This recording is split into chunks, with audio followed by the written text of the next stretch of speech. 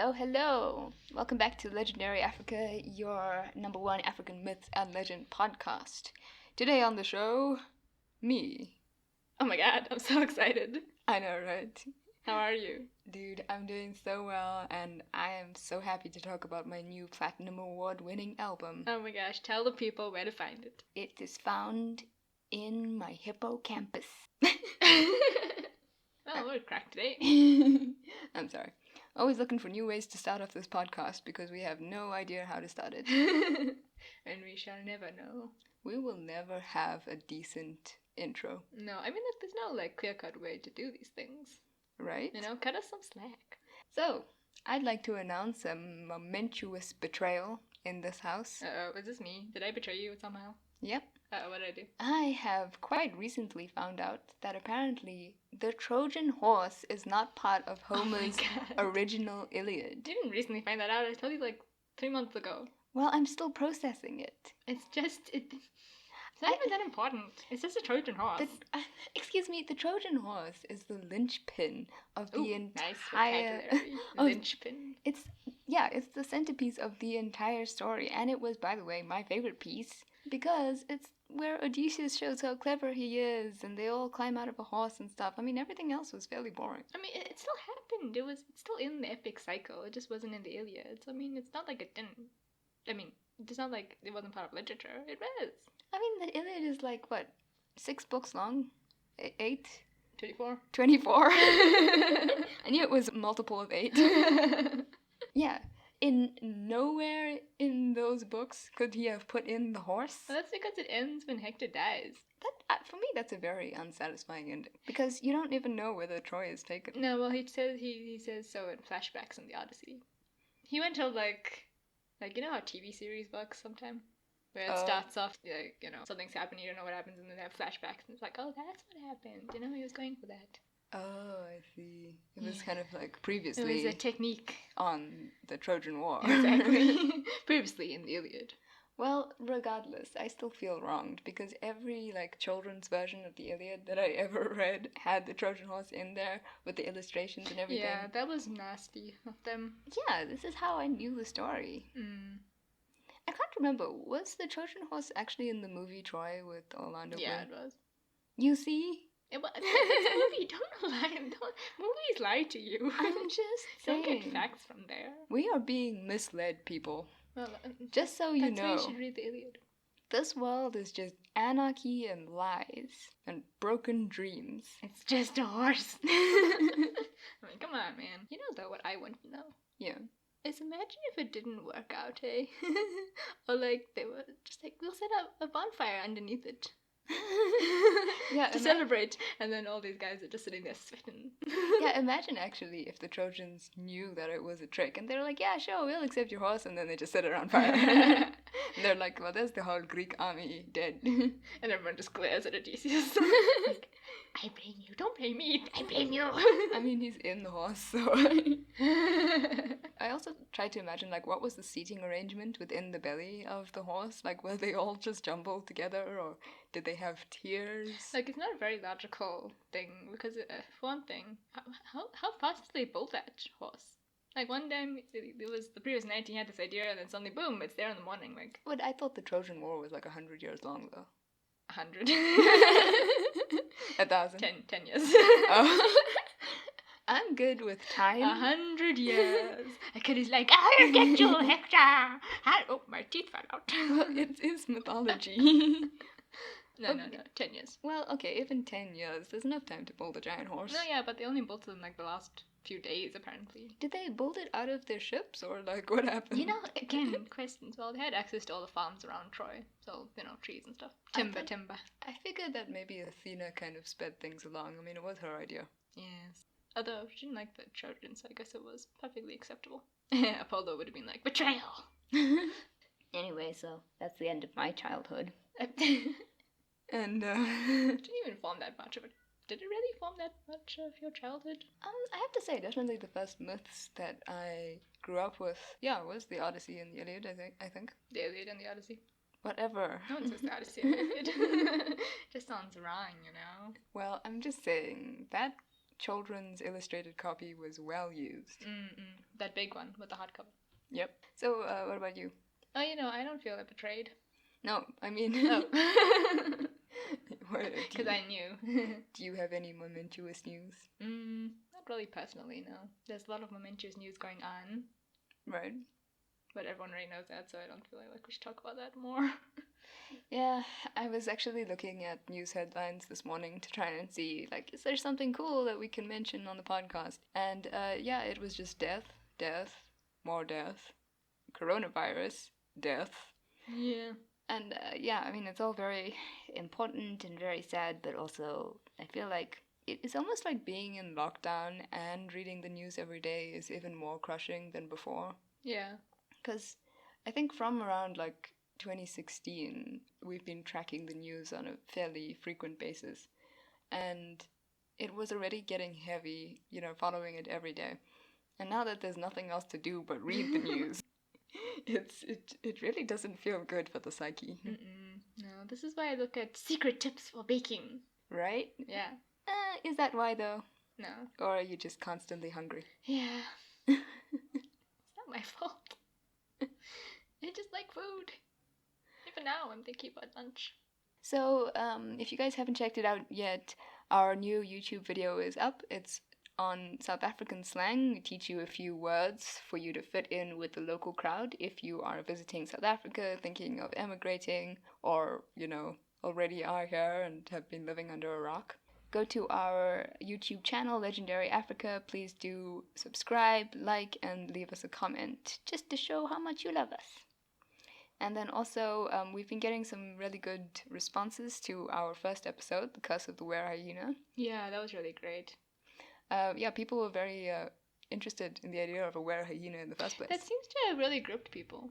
I didn't really expect, to be honest, because, I don't know, maybe it's because I did a lot of research on it, so now it's kind of old for me. Yeah, I'm not actually surprised, because I had never heard of such a thing. And, yeah, we always think of the werewolf and things like that, and it seems like a very kind of European concept, so it was very interesting to know that we have a kind of parallel here in Africa. That's true. Anyway, were hippos. Okay, stop. So anyhow, yeah, thanks so much for all the support generally. Yeah, that absolutely. we've gotten from so many people. Yeah, and again, if you haven't already, please do subscribe to us on Apple Podcasts, Spotify, wherever you're listening right now, and leave us a review. We really appreciate it. Also, send us emails. We're still lonely. Yeah, we're so lonely. So anyway, if you're wondering where you can do all of that, email us at staylegendarypod@gmail.com. Find us on Twitter at legendarypod1 and on Instagram at legendarypod. That was good. You're getting good at this. Finally. All right, let's start off with today. Yeah. Unless you have anything else to say. Nope. Okay.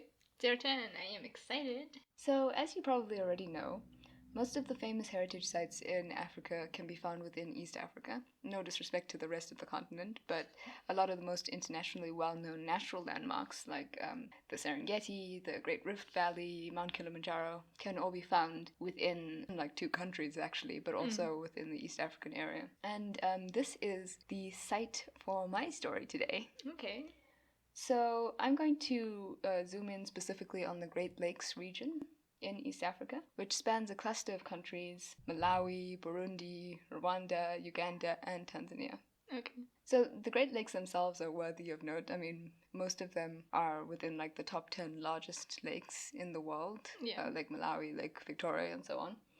And they surround the East African Rift Valley, so that's big. But what I actually want to do is go back in history a little bit and talk about some of the early kingdoms in this area. Cool. So, as you might expect, centuries ago, nation-state borders were not delineated the way they are today, right? Mm-hmm. Between the 13th and 19th centuries, the Kingdom of Bunyoro controlled a majority of Central and East Africa, including the Great Lakes region. But my story actually goes further back than the 13th century. My God. I know. We're talking BC, baby. Oh my goodness. Ancient history. Okay, so I'm going back to a much larger empire, of which the Kingdom of Bunyoro is actually just a remnant. Mm-hmm. And it is an empire of mysterious and mystical origin. Oh. The Empire of Kitara. Kitara. Have you ever heard of it? No. Okay, Sounds kind of cool. Yeah, so of course, there's a little disclaimer. All the information I have today comes to us through the channels of oral tradition. So, there's no written record of the people and places I'm about to mention at the time. So, things might get a little bit confusing or contradictory, things like that. It's kind of just the nature of this sort of thing. Anyway, before its eventual fragmentation in the 13th century, the Empire of Katara, which means Empire of Light or Empire of the Sun, spanned around 7 countries in Central and East Africa. The empire was ruled by the Bachwezi dynasty, themselves supposed descendants of the Batembuzi dynasty. Okay. So I'm not going to go into huge specifics about the Batembuzi dynasty, since much of the mythology surrounding these people overlaps with that of their successors. But suffice to say that the Batembuzi dynasty originated with Ruhanga, known as the Creator, and was passed down through several generations of kings till the reign of Isaza, son of Ngonzaki and the progenitor of the following Bakwezi dynasty. Okay. So it's, I've seen it both ways. It could be Bachwezi or it could be Bakwezi. Oh, okay. Of course, as is the sort of norm with naming tribes and things, we can refer to the tribe as Bakwezi or just as Kwezi, like Zulu. Oh, Amazulu. It could be Amazulu or we could call them Zulu. Yeah. That's just the convention. Okay, where was I? Now, Isaza is said to have impregnated the daughter of Nyami Yong, a king of the Underworld. The daughter? Wait. Who's the king of the Underworld? Oh, Nyami Yong. Oh, I see. Yeah. Isaza, who is now the last ruler of the Batembuzi Empire, impregnates his daughter. Okay. So, for reasons I have been unable to establish, Nyami Yong wished to enter into a blood pact with Isaza. However, the Tembuzi councillors dissuaded their king from entering into this pact, and so the king sent his chief minister, a commoner, in his place. Okay. Once Nyami Yong discovered this treachery, he was naturally incensed and wished to avenge himself upon Isaza. He did this by sending his daughter, Nyamata, to court, where she instantly won the affections of the king, who, in ignorance of her true identity, married her shortly thereafter. Oh my. Right? Scandal. Intrigue in the court. However, Nyamata could not persuade King Isaza to visit her father's home, as the king was reluctant to be separated from his cattle. Okay. And just FYI, this guy was crazy about cows. Okay. I mean, seriously, he was a cow nut. So, Nyami Yong, the king of the underworld, was forced to concoct another scheme to ensnare his enemy. He let 2 of his prized cattle be found near King Isaza's kraal, which, by the way, those who don't already know, a kraal is basically a circular cattle enclosure, usually located within a village of huts. Anyway, so these cows became the king's favorites, so when they disappeared one day, he immediately went off in search of them, leaving his kingdoms in the hand of his chief minister Bukaku. Oh boy. Now, Isaza found his beloved cattle, but where were they? In the underworld, along with his pregnant wife. So were they dead? Or they were just No, alive I mean, and dead? I assume they're undead cows. Okay. I mean, they are underworld cows. Oh, yeah. True. So once he entered the underworld, he was now basically within the realm of Nyamyong and not able to return to the realm of men.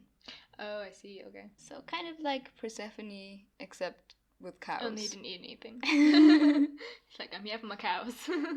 So, I mean, I personally think, considering how much this man loved cows and his wife in that order, it didn't sound like a really bad deal for him.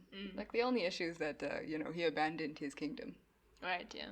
But that said, Nyamata bore him a son named Isimbwa, and Isimbwa would go on to father the first king of the Bachwezi. Okay. So I think I'm with you. You'll have to just bear with me here. There's quite a long lineage. But actually, this is where the story begins. So if you've already fallen asleep by this point, and I could totally understand that, I just hope that I'm feeding into your subconscious and you're just having cow dreams. The craziest dreams. Undead zombie cows. Undead zombie cows. Okay. So let's introduce the Bachwezi, which is the heroes of our story. They were the storied rulers of the Empire of Kitara, apparently from as far back as 10,000 BC to 1,500 AD, and, some say, a race of demigods. Oh ho. In fact, the people of Rwanda and Burundi refer to the Bachwezi as Ebimanuka, which means people who landed as gods. Okay. And I think this makes quite a lot of sense, considering that the entire line of Bachwezi are descended from underworld beings, because Nyamata is the mother of the line. Right. Now, the Bachwezi are known either as demigods or extraterrestrials Oh. due to their unusual appearance and supernatural abilities. Interesting. Yeah, they were said to be very tall, either with dark brown skin, or as described in one folktale by C.C. Wrigley, as very light-skinned with oddly shaped heads. Oh, okay. So yeah, you can kind of see the extraterrestrial angle there. I think it depends on, what you believe. So although the Bachesi were basically humanoid in appearance, however, they had some super funky superpowers that far exceeded those of a normal human being. Okay. I mean, they are basically all the X-Men in one. Ooh, nice. They have, get ready for this, telepathy, Okay. teleportation, telekinesis, All the tellies. telephones, nope, not telephones, clairvoyance. Oh. So, in other words, they could read minds, they could teleport anywhere they wanted, they could move objects with their minds, and they could see the future. So a lot of mind power going on here. Yeah, definitely very top-heavy. Yeah, must have been the big weird heads.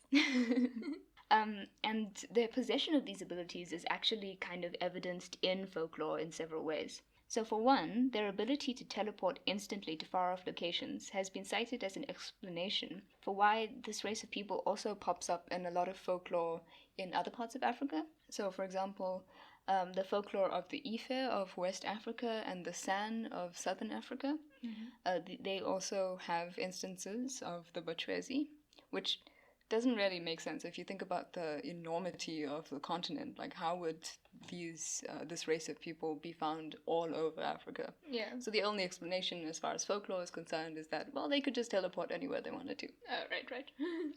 For another, it's believed by some that the Chwezi are actually responsible for the construction of the pyramids, since their abilities would have made it possible to manipulate and transport the enormous stone blocks that form these ancient wonders. At last we know. Right?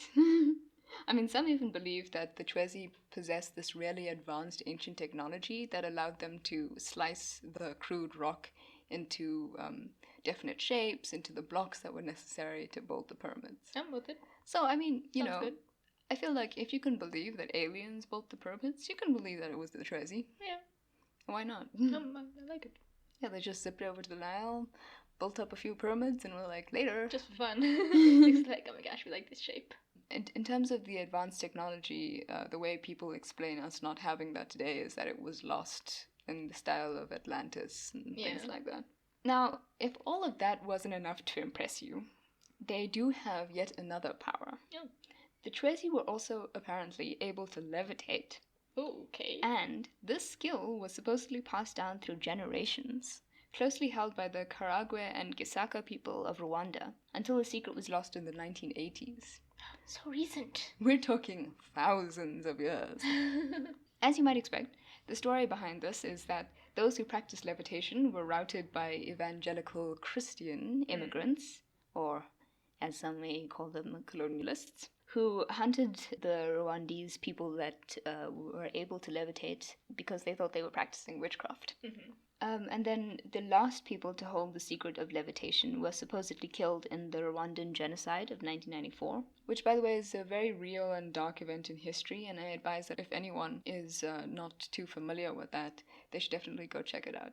Another notable feature of Chwezi culture is their introduction of long-horned Ankole cows to the Great Lakes area. I don't know, have you ever seen a picture of these guys? I think I might know which one you're talking about, but they have sure. really, really big horns. Yeah, that's coming out this way right outside with. Was it the sideways? No, yeah, it's kind of like, it's a little bit like bison horns. Oh, okay. But more square in shape, okay. and more tapered at the end. Oh, okay.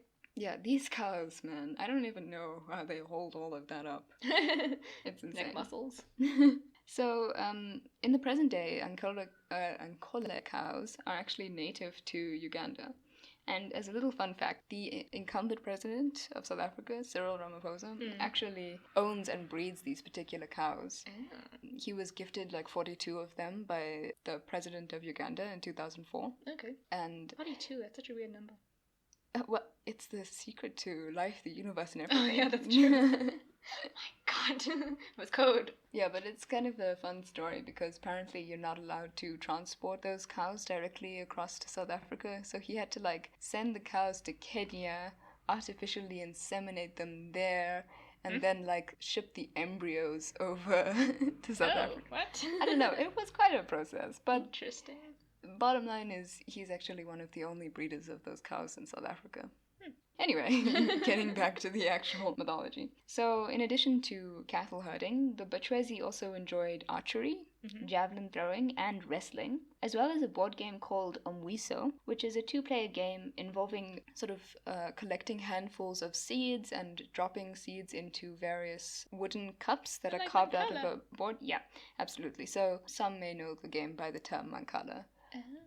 As far as I can understand, Mancala is actually kind of a generic term for the game, so, yeah. and there are specific names for this game all over Africa where it's played. But it's kind of a ubiquitous board game. Now, despite their cattle breeding prowess, the Tresi were actually mainly vegetarian. Okay. They kept the cattle for milk. And they were also pacifists. So instead of engaging in battle, usually they would just teleport away from conflict. I mean, cool. Yeah, they were perfectly able to fight. They were very strong people and so forth. They just weren't particularly, bloodthirsty. Mm. So let's talk about the collapse of the Kitara Empire. Now, as you may expect from the general overarching theme of this entire story, the fall of the empire hinged on the death of a cow. Of course. It's full circle. So it was prophesied that a sacred cow named Bihogo would die at some point, as cows do, and that this would signal the beginning of the end for the Kitara Empire. Okay, so they just don't name a cow. Well, just don't name the cow. Yeah, and they won't know, right? It's true. It does seem to be like a good way to get rid of it. But it's like, oh, cow number 5 died. Oh, well. I assume that this was a cow that had already been named. Oh, okay. I'm not sure. Or maybe it was just compulsory to name cows Bihogo every few centuries. Just in case this is the one. Just in case this is the end, guys. But anyway, sure enough, after the cow kicked the milk bucket, nice. as it were, the Luo people from the north invaded, led by Isingoma Rukidi Mpuga. And at this time, the empire had already been weakened by famine and disease. So the Luo managed to successfully pretty much break up the empire into smaller kingdoms. Away again? So I gather that either they were too weak to be able to do these things and to kind of defend themselves, or the thing is that if they did teleport away, they're basically ceding their land to the Luo. Like, this is one time where they had to defend it or lose their home. Oh, okay. Their entire empire. Yeah. So yeah, the empire broke up into smaller kingdoms, and one of these kingdoms was the Banyoro Kitara kingdom that I mentioned before. Oh, I see, okay. So that's basically the story of the empire of Kitara.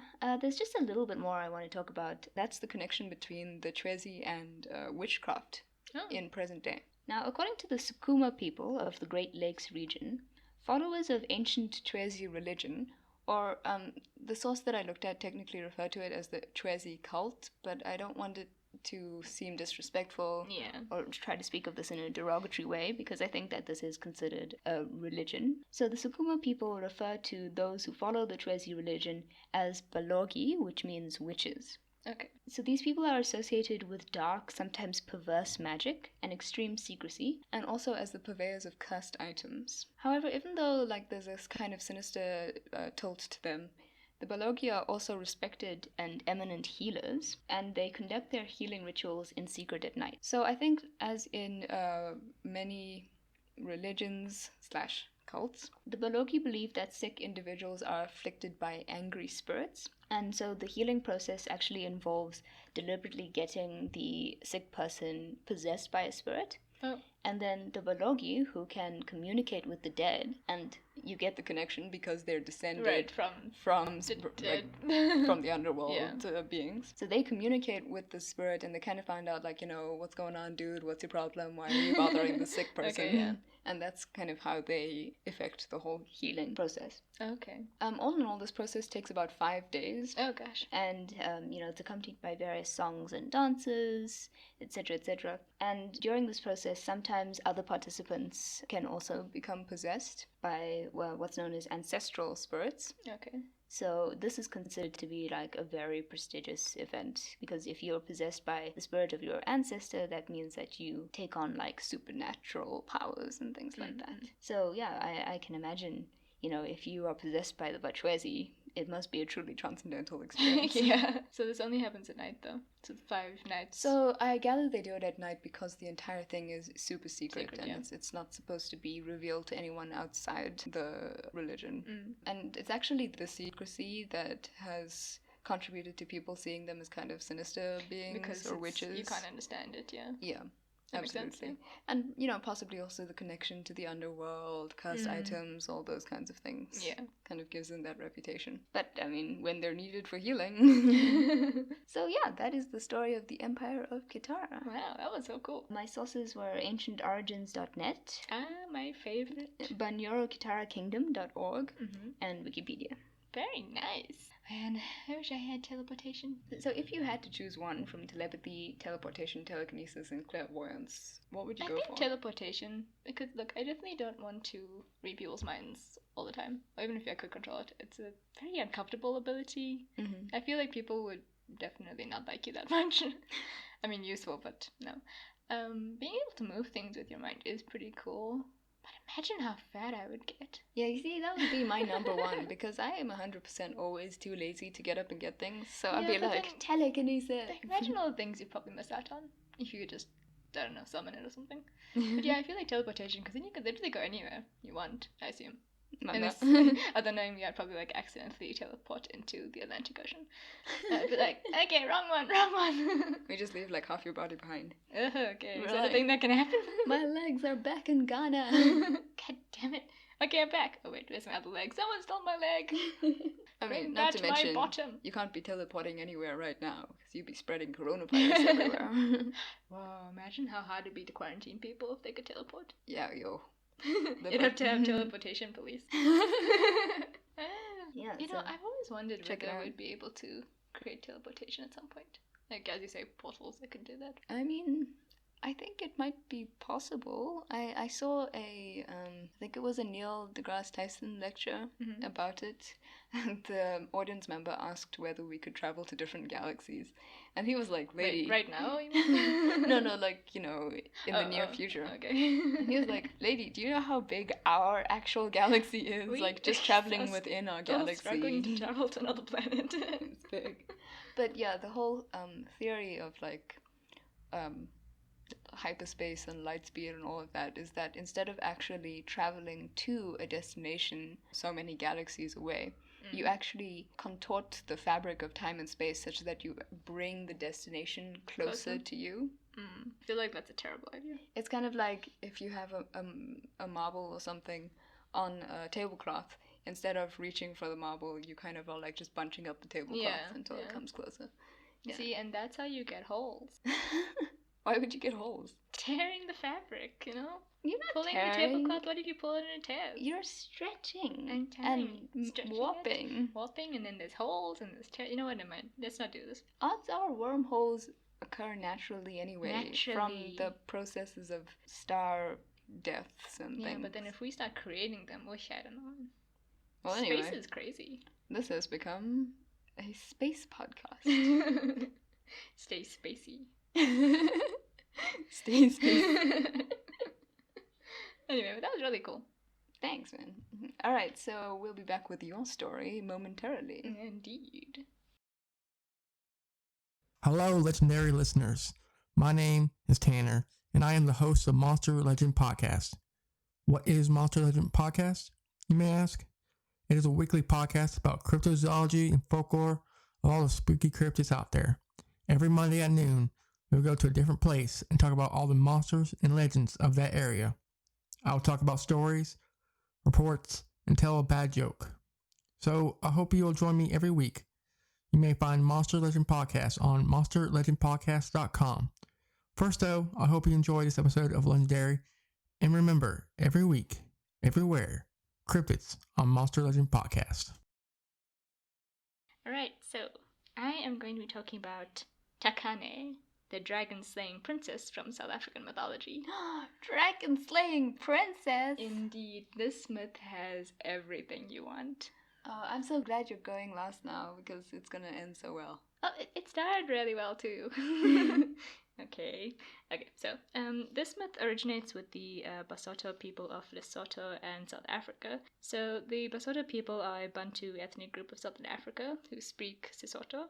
Bantu-speaking peoples inhabited South Africa by about 500 CE, I think. And by the 19th century, many Basotho kingdoms covered the areas now known as the Free State and Gauteng. Right. During the 1820s, both the AmaZulu, another Bantu ethnic group, and actually the largest ethnic group in South Africa, and the Boers, who were descendants of the Proto-Afrikaans-speaking settlers of the Eastern Cape frontier, displaced the Basotho people. Right. So it was the not combined forces, they were acting separately, but they were able to displace them. After this, Moshosho I, a prominent chief from the Bamokoteli subclan of the Basotho people, established the nation of the Basotho. So what he did is that before he was around, the Basotho people sort of existed in separate groups. Right. Sort of all ruling individually. So he came in because of the dangers from the AmaZulu and the Boers. He decided to unite all the clans together to become one powerful force. Right. I think this actually happened fairly often in history whenever there was an external threat. Yeah, I mean, it makes sense stronger together. Yeah. So he merged the various Basotho groups, and for that it became known as Morena e Moholo, which means Great King. Right. Now, this guy was really intelligent and progressive for the time. He decided that the best way to protect his people from both the AmaZulu expansion, the Boers, and the impending arrival of Imperial Britain, he decided he needed to equip himself with knowledge of the non-African world. So he actually entered into arrangements with French missionaries who provided him with guns and served as foreign advisors. Oh, interesting. So French missionaries working in opposition to the British? Yeah, so I suppose technically, yes, they are working in opposition. But I don't know how it works with missionaries, whether they see themselves kind of as separate to everything, where they're not on either side, but they're helpers. I don't know if that's how it works. Yeah, possibly. I mean, I'm not in any way kind of au fait with this sort of thing, but I was kind of under the impression that missionaries were often sent as a kind of prelude to colonialism. Like they were sent there to indoctrinate the local people in their religion, Christianity or Islamism or whatever it was. And then that kind of which did happen here. So after this, there was a huge rise in Catholicism and stuff like that. But so I don't think the missionaries provided the guns, but they were able to form connections for Moshosho to get this. And so they advised him on like who these people were that were coming, what he should do, how they work. So he engaged in several battles with the Boers during what is called the Free State Basotho Wars. And in 1869, he actually appealed to Queen Victoria, and she granted his request to make the area now known as Lesotho a protectorate. So that's an autonomous area under a higher sovereignty. So what happened there is that the local chieftains retained their own power, but Britain was responsible for foreign affairs and the defense of the area. Right. So now he's going into diplomatic relations with Britain. Okay, so he's playing both the French and the British. Yeah, he was apparently very famed for his diplomacy. So I think he was trying to avoid as much as possible conflict. Right, sure. While still maintaining some degree of power and control. I mean, I suppose he just wanted to survive his people, so it made sense. Right, and then there's the AmaZulu and the Boers in the middle of all this basically, as well. Yeah. So he decided that he was going to go with the most powerful. Yeah, I mean, smart. And so actually, this ensured that neither the Boer forces nor the AmaZulu could defeat the Basotho nation. And in 1966, Lesotho gained independence from Britain. It became the Kingdom of Lesotho. Oh. So only in 1966, which is pretty recent. But it kind of fits in with the rest of African history. If you think about it, I think Tanzania gained independence in 1961. Okay. And, we gained independence before that, I think. Yeah. But like there was an entire slew of countries. Yeah. That were becoming independent of British forces at this time. Yeah. So that was, for anyone who doesn't know, Lesotho is, what do you call it when the country is surrounded by... So it's a landlocked country within South Africa. It's quite a small region, relatively speaking, but Lesotho or Lesotho. Lesotho Yeah. and Swaziland are two landlocked countries within South Africa. It's really interesting, actually, when you look at the map. It's literally this independent country inside South Africa. Like, it's very strange. I don't think there's many like that. I mean, it's like the Vatican. An interesting analogy. You know what I'm saying? It's not like the I Vatican. mean, not like that, but you know what I'm saying, in terms of being independent and landlocked. Yeah. Anyway, so that was just a bit of history on the Basotho people. So the myth of Tekane comes from them, and this is how it goes.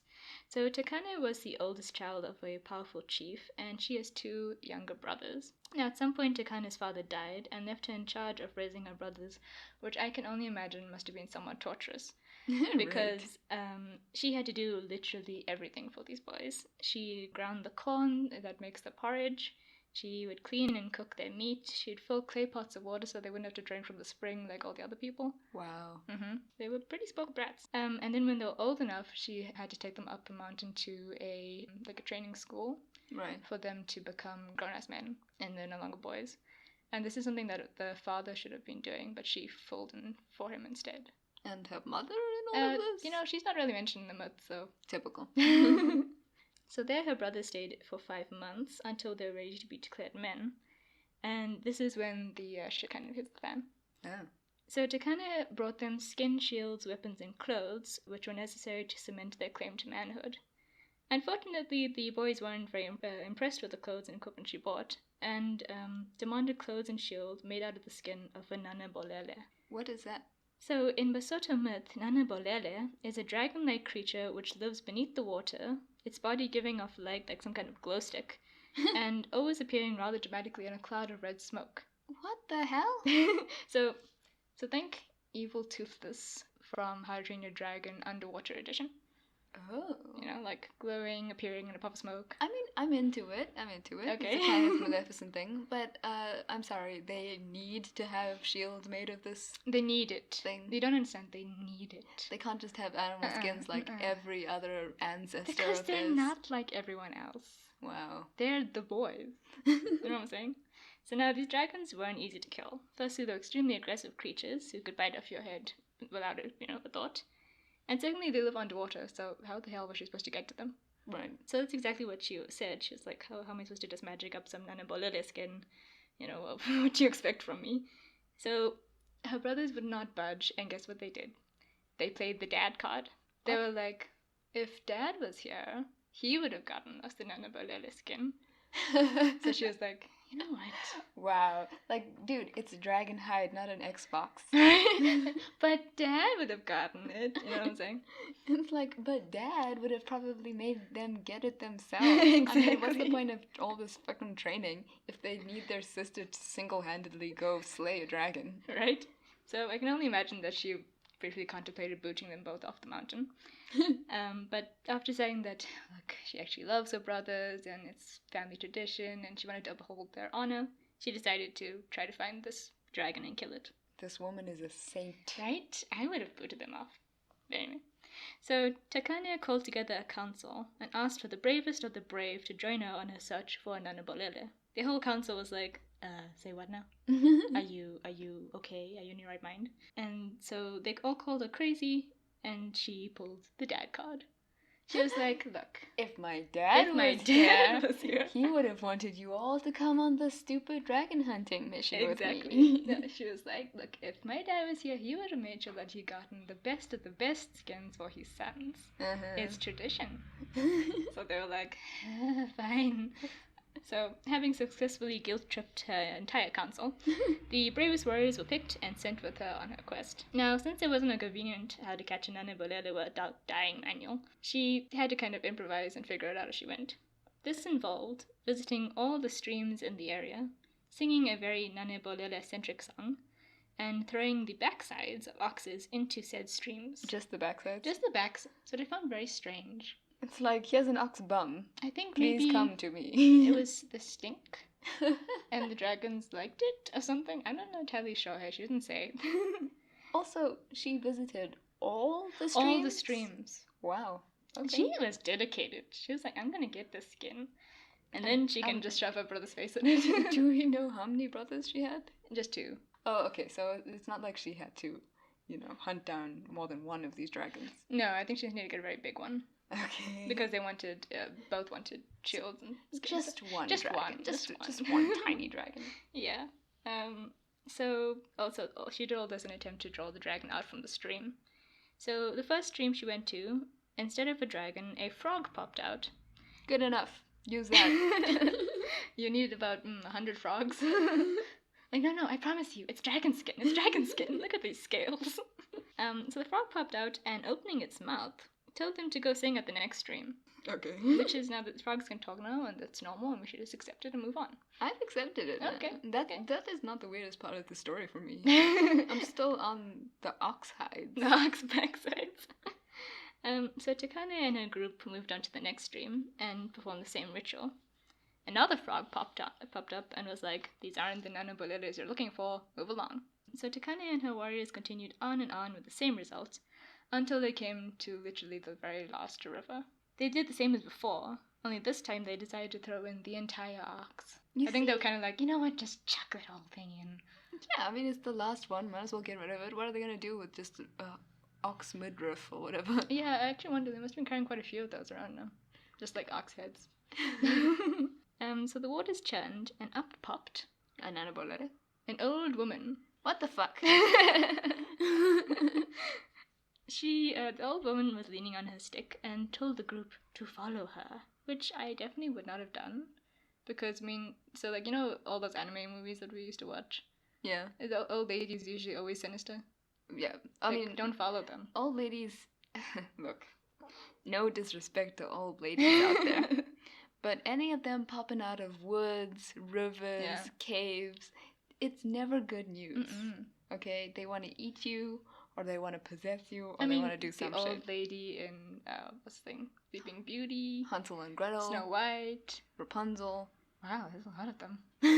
Right, but anyway, Takane was like, you know what? I have nothing else left now. All my oxes are gone. I can't go back home. So she followed her. And so they followed her into the stream. Into actually this river. Okay. Underwater. Right. So the old lady led them into a seemingly deserted underwater village in which they could all somehow breathe. Sure. Because this is a myth, and Sure. frogs talk, and, it's... People breathe underwater. It's all normal.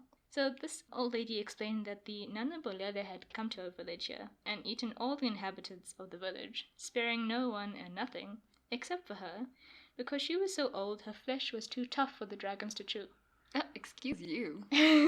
I'm just like, convenient. Oh, I see. You know what I'm saying? I'm suspicious. Oh, what if the old lady is a nanobolere? Oh, like some kind of Nagini shit? Yeah. But the little bag shot actually becomes a snake. The snake is in the old lady, so the dragon is in the lady. Right? Oh my god. But no, actually. Damn it. So the dragons had enslaved her, and now Takane's freaking out because she's like, well shit, we just walked into a trap, this old lady's gonna give us to the dragons. Yeah, she could have mentioned that before she took them into the stream. Hey, look, to be honest, Takane didn't ask any questions. That was really a bad idea. But actually it turned out that the old lady went on to say that she heard Takane singing, and she thinks that Takane must have some serious balls to want to try to fight an nanobolele, and she respects that. So she's gonna help her. Okay. What is she gonna do? Knit her a sweater? Okay, listen. Old ladies are very industrious and creative, and they scheme. They're schemers. They can come up with stuff. So actually, what she does is she finds her a husband. I've decided to marry you to the nanobolele. That way, you can all live in harmony, and when you're done, you can kill him and skin him. She hides them in a huge hole and covers it with reeds. So that when the nanobolele arrive, they can't see them, they can't find them. Oh, hold on. Police siren. Oh. Teleportation police! Yeah! They found out somebody has been illegally teleporting to Mali. Oh, nice weather there. Okay, sorry about that. Carry on. So the dragons arrived, and they dived into the village, and they were very tired because they spent the whole day eating people. And as you know, eating is very tiring. And they were about to sleep when they smelt a bad smell. It's all them ox butts. No, it was man flesh. Oh. So they're busy sniffing the ground and searching the village. And they ask the old lady, like, what is this? Where are you keeping these people? She just remains silent. So they decide that they were going to sleep on it and find the people in the morning. Which actually turned out to be their doom. Oh. Because while the dragons were sleeping, the old woman let Tekane out, and she crept up to the biggest Underworld she could find and slaughtered it while they were sleeping. Wait, how? With what? I presume with her spear, knife, sword, Okay. some other pointy device. I mean, she seemed to know how to kill this thing, this mythical creature that she'd never seen before. I mean, what I want to know is how did she manage to kill one and not wake up any of the others? Must have been a spear right between the eyes. Ooh. I don't know. I would thought maybe like cut the throat. I imagine it must have a pretty thick hide all over its body, though. You'd have to get some sort of soft, fleshy part, like an eye or an ear. True. I mean, I kind of imagine them to be similar to, like, what's this thing? Sakasukas.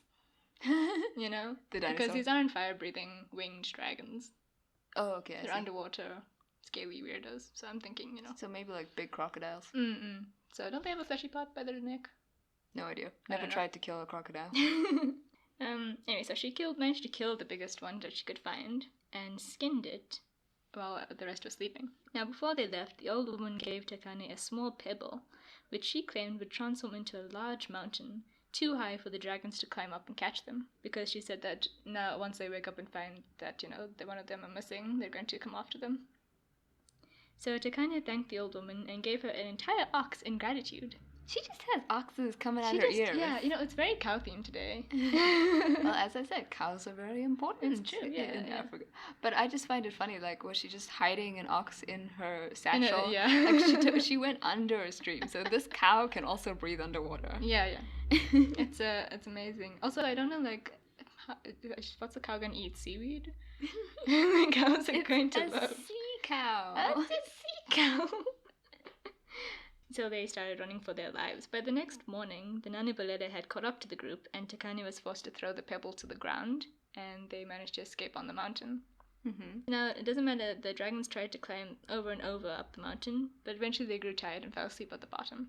Again, kind of dumb. Falling asleep was a bad idea in the first place. Now they're doing it again. Yeah, not too bright, these dragons. So now I'm not sure if there was an off switch on the pebble or how she managed to shrink it down. I thought maybe it'd be like opposite effect of, you know, like that potion in Alice in Wonderland. Oh, right. Where she ate it and she grew bigger, but maybe now she licked the pebble and it decreased or something. I don't know. Just like licks the mountaintop until it gets smaller. So it got back to regular pebble size, and they all ran off while the creatures were still sleeping. Now this happened several times until they finally arrived back at the village. Here, Tekane called all the dogs of the village to her and set them on the dragons, who were apparently allergic to dogs or just terrified for some reason of these small little puppies. These are turning out to be some shit-ass dragons. Right? I have to say, they're not as aggressive as I thought. Because, you know, I kind of like crocodile versus beagle. Who's gonna win? So, the dragons turned tail and left. Tekane was at last able to make the clothes and shields for her brothers out of the skin and presented it to them. Her brothers were overjoyed with their new shiny outfits and presented their sister with a necklace. 100 cattle. Oh! More cows. Okay, so I actually underestimated them. I thought it was going to be something lame, but 100 cattle is not bad. I mean, it's a lot, eh? Yeah. I find it funny, though, because surely the cows already kind of belong to her because they're all in the one kingdom. So they're like, guess what we have? Your own cows. So, well, now that they're of age, she's no longer the leader of the...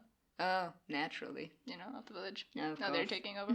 So, but apparently they gave her 100 cows and her own place to kind of rule over. Alright, so she kind of, you know, she got a pretty okay deal, although still I feel like they should have gone and done all this. But anyway. Yeah, so in gratitude for what she had done. So it was said that they was very, very pleased with the clothes, but they were overwhelmed with gratitude for her. So, like, well, it's kind of sweet look in at the them. end. Not as big of a jerk as they could have been. Right? So yeah, that's the tale of Tekane, the dragon-slaying princess. That is so awesome. Thanks. Sorry, I've forgotten at this point which region of Africa you said. South Africa, right? South Africa and Lesotho. Okay. So it's from the Basotho people, this myth. That's awesome. So wherever they are. Yeah, I have never heard of that. Yeah, I didn't actually. Actually, the Myths and Legends podcast did an episode about this. I think it's called Crocodile Tears. Okay. So if anyone wants to go hear how they did it, I didn't actually listen to it, but I think they did one of the episodes. So for my references, I actually got most of this from a book by Kathleen Reagan called Fearless Girls, Wise Women and Beloved Sisters, Heroines and Folktales from Around the World. Ooh, that sounds like my kind of book. Right, yeah. And then obviously mythology.net, and also a really cool site called rejectedprincess.com. So this is pretty cool. It's the writer, it's a really great fun site. She writes stories of women, I think it's both historical and mythological, in an entertaining and informative, and I kind of want to say feminist perspective, because she really brings their perspective forward. And also she does illustrations of each one. Oh. So if you guys want to go see what she imagines Takane to look like, go to rejectedprincesses.com. And then of course Wikipedia for the general information about Basotho people. Wow. Oh, really cool, man. Thanks. All right, so I was just excited that there were dragons in our... yeah, you know? It's again like this weird intersection of European and African mythology, and you really wonder, like, what came first? Did they happen at the same time? The dragons came first. Oh. Yeah, I mean, I suppose it makes sense that everyone is interested in gigantic dinosaurs. It's like they just look at lizards and they're like, what if this was really, really big? What if it could eat me? I mean, I look at birds and I'm like, what if you were pterodactyl size? Pigeons, don't trust them. There was that time actually when I was sitting in my room and an ibis just casually walked in. What? Yeah, you know, Hadida. Yeah. Yeah. Wait, here? No, not here. Oh, in Devon. Did you just walk in? In Devon, like, yeah, so we have like a sliding door on ground level, and it just strolled in, you know, at its own pace. And I saw this thing, like, it walked into view, you know, just outside the doorway. And I swear to God, I had like this primal fear. I felt like the smallest little prehistoric mammal that, like, you know, a T-Rex ever existed in the Jurassic period. Yeah. And I was just like, this is the day I die. That's it. I might as well just roll over and pretend to be dead. Like, yeah, this fucking giant bird is gonna kill me. It's their beaks. It's just that it's very, very long and pointed. It's not like a soft pigeon or like what's this thing? Like a parrot even, where it's colorful and it's pretty, but these things are disgusting. Yeah. They've got these sharp claws. I mean, they can carry away small dogs, actually. Not that they would, because I mean they're not meat eaters. But I mean, apparently they are strong enough to do that. Wow, that's intense. I didn't know that. I mean, like puppies. But still, it's a whole dog. Yeah, no, birds are vicious. Although nothing is as vicious as the mighty goose. Oh, yeah, geese. Sure. No way. Anyway, yeah, so thanks for that. That was a great story. It's a pleasure. We will be back on Monday with a brand new episode. And we'll have a new YouTube video coming out one of the Wednesdays, either next week or the week after. So if you're not subscribed, you'll miss it. So hit subscribe. And yeah, other than that, if we have nothing else to say, I think that is it. I mean, you already told people where to find us, follow us. Yeah. Just say hi. And, you know, if you are a podcaster out there, please do get in touch. Send us your promos. You know, hit us up if you want to collab or anything like that. We're always open to learning from other podcasters, promoting other podcasters, and all that sort of thing. Yeah. Okay, well, until next time, stay safe. Stay sexy. And stay legendary. Bye.